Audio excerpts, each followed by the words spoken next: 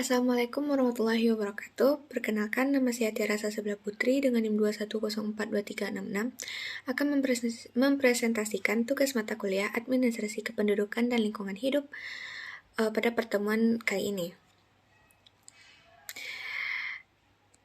Corporate Social Responsibility atau CSR adalah suatu konsep bahwa organisasi, khususnya perusahaan, adalah memiliki suatu tanggung jawab terhadap konsumen, karyawan, pemegang saham, komunitas, dan lingkungan dalam segala aspek operasional perusahaan seperti terhadap masalah-masalah yang berdampak pada lingkungan seperti polusi, limbah, keamanan produk, dan tenaga kerja.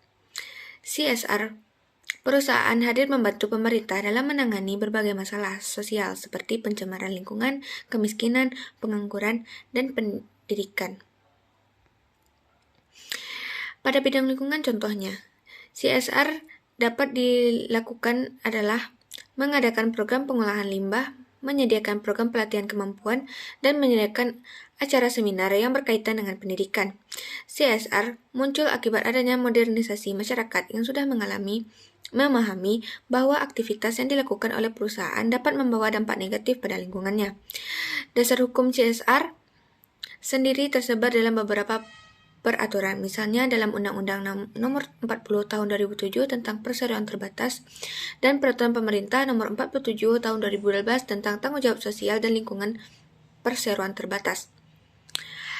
Lebih lanjut, CSR diatur dalam Pasal 74 ayat 1, ayat 2, ayat 3, dan ayat 4 Undang-Undang Nomor 40 Tahun 2007 tentang perseroan terbatas sebagai berikut.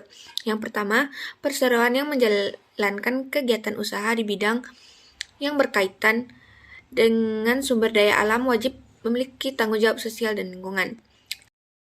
Dan lingkungan sebagaimana yang dimaksud pada ayat 1 merupakan kewajiban perseroan yang dianggarkan dan diperhitungkan sebagai biaya perseroan yang pelaksanaannya dilakukan dengan memperhatikan kepatuhan dan kewajaran. Yang ketiga, perseroan yang tidak melaksanakan kewajiban sebagaimana yang dimaksud pada ayat 1 dikenakan sanksi sesuai dengan ketentuan peraturan perundang-undangan.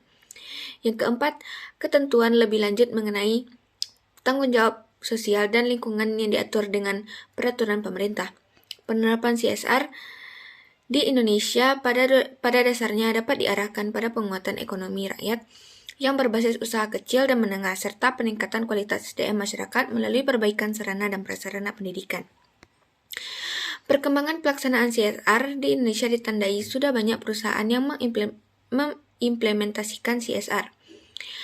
Perusahaan semakin banyak menerapkan CSR baik dalam bentuk amal atau charity maupun pemberdayaan atau empowerment.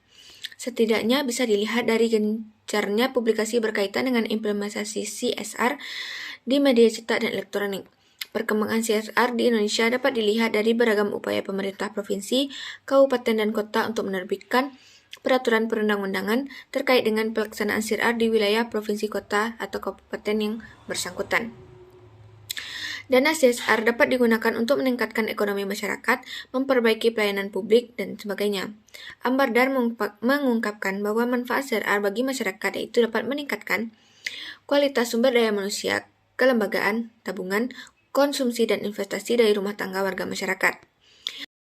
CSR, perusahaan juga dapat meningkatkan kinerja keuangan perusahaan dengan menarik investor yang peduli dengan dampak sosial dan lingkungan. Dalam hal ini, konsumen menggunakan material yang ramah lingkungan dan tidak berbahaya.